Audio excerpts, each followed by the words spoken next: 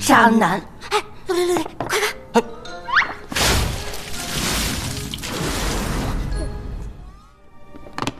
啊，让他点。先生，请问现在点单吗？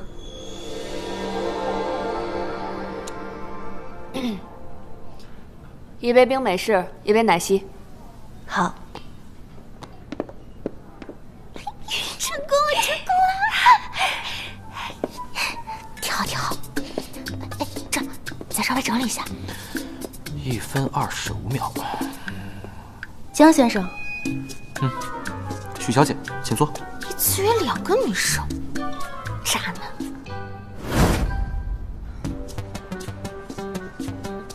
这什么意思啊？这是我在相亲经验中总结的一些规律。其实相亲呢，就像是面试一样，只有了比较，才能择优录取，并且呢，竞争双方还能知道自己的不足，在下次相亲进行改进，这样我们双方都省时间。你这是什么态度啊？以为我非见你不可吗？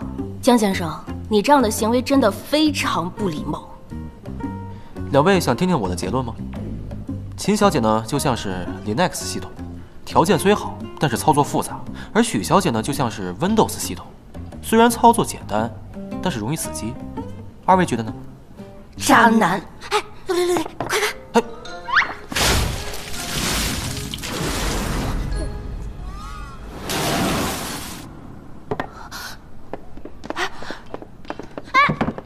你们把人泼了怎么不道歉啊？你们这……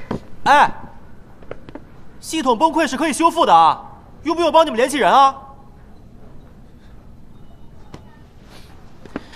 又解决2个。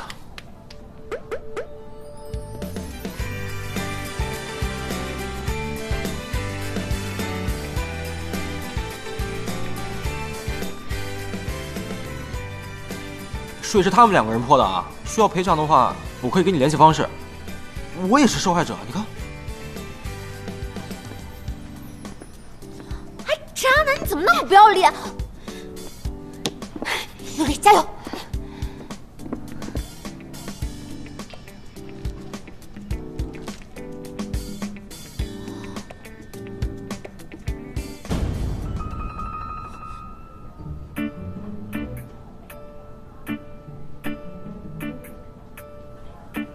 你头发湿了。头发没湿啊。我没关系的，不需要赔偿。哎，怎么不需要赔偿？那渣男，不是他们把你泼成这个样子，你这个男的也太娘了吧！我跟你说，现在这是渣男，仗自己有点姿色拽上天了。我刚刚就应该把水给泼回去。哎呀，他也不是故意的。你看，就当试试假发的防水性了，效果还挺好。好什么呀？给我等着吧。喂，李教授。哦，我下午有时间。行，你把地址发给我吧。